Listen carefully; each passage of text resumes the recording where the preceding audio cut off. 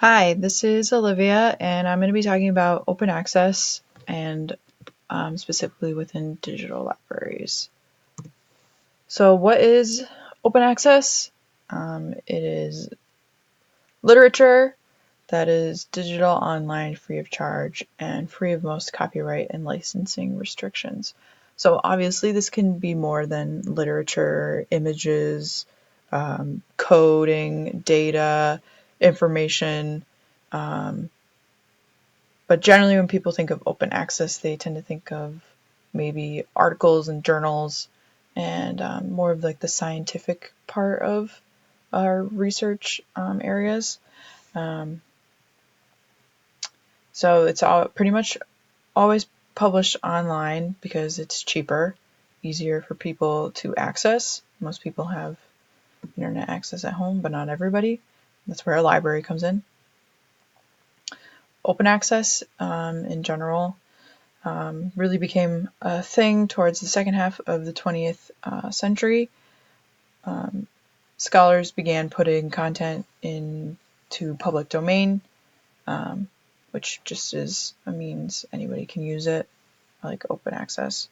However, this was not financially feasible for journals and scholars since at the time there was no internet. They still had to send things out, print things out on paper. It still cost money to get it out. But then the internet changed everything, like it does for most, and really helped things help items to be shared easily, accessed by anybody. Some major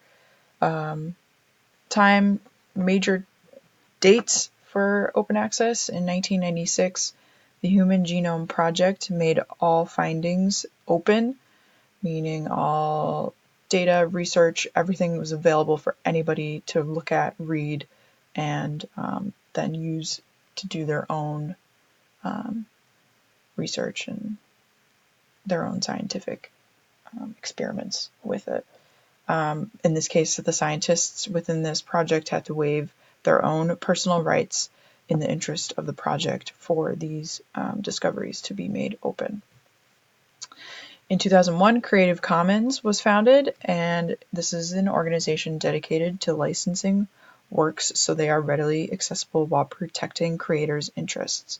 Basically, they have created different types of copyrights that you can use that explicitly say what your creation can be used for.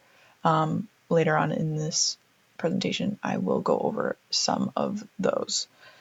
In 2007, Open Access Day was established and celebrated worldwide. Currently, it is now Open Access Week, and it just took place at the end of October from, I believe, the 22nd to the 28th, so we just missed it. And then just recently, in 2016, the Bill and Melinda Gates Foundation made a policy that all research that is accomplished through their grants must be published with open access rights, so then everybody can then benefit from it. So why use open access? Why make your creations open for everybody? It allows information to be accessed by more people and allows for innovation. People can then create their own things off of your ideas. It just builds a better community, society, does not exclude people from educating themselves and doing things for themselves. So as I said, there are 6 main types of open access licenses. These are all available through Creative Commons. So immediately right here at the top is the most open of the licenses, which allows others to distribute, change, and build upon your work, even commercially, as long as they credit you for the original creation. From there, it gets more strict. There are differences between commercial and non-commercial. You can distribute but can't change. All of them require the person who is either distributing, changing, or building upon your work to credit you for the original creation. So you're not completely giving up your rights because they still have to credit you, but you are just allowing them to possibly make your discoveries better or even discover something else. So this page starts with in the middle, the fourth, and all the way down to the sixth. The sixth is the most strict right here. So it only lets others download your works and share them with others as long as they credit you. They can't change them in any way or use them commercially. So this would be related to more like school and educational aspects. So the website Creative Commons is a great resource. I suggest that everybody go look at this. But one of the nice things is that it shows you, there we go. You can click through to determine what license you need for your stuff. So allow adaptations of your work to be shared. No, I don't want that to happen. Allow for commercial use. No. And then it gives you which license you should use. Non-commercial, no. Derivatives, which is the most closed of the licenses. Okay. So there are tons of sites that encourage open access. YouTube, Flickr, just a few Wikipedia big ones that we all know and recognize. They work with Creative Commons using their licenses to help determine what you need. So how does open access affect digital libraries? Basically, just it allows patrons to access, use, and possibly alter cultural items that could just be in public domain, but having them accessible online just is totally different than just keeping them in the library where they could be technically open to be used, but they cannot be accessed. A wider dissemination of information, data, art, literature, etc., anything really.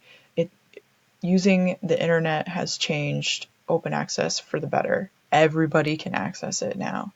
And then removes access barriers for anyone, anywhere to use the information. Like I said, anybody can access the internet if they have a computer. If they don't, your regular physical library most likely does. So it really helps libraries kind of cultivate a relationship with their public by saying, look, these are the things that we have, and we're going to share them with you regardless of copyright. However, for like a digital library, for what we're doing, there are still issues with copyright that would prevent us from making things open access because we don't have the rights. So just a few open access digital libraries: Europeana, the Internet Archive, but also Free Music Archive.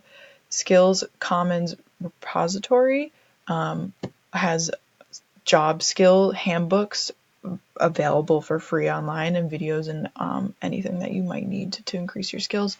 And then this one was new to me, the MIT Open Courseware.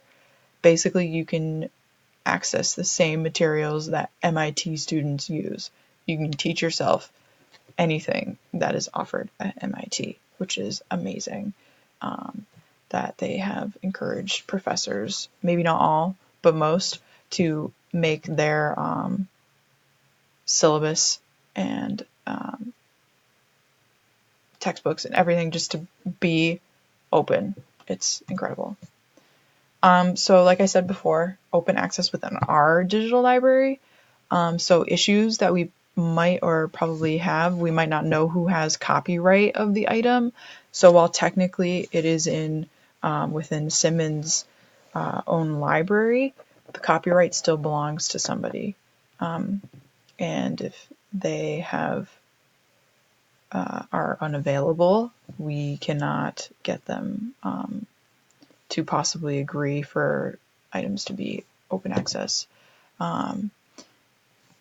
Again, items are not within the public domain, so just meaning that they have gone out of copyright time and then would just be open.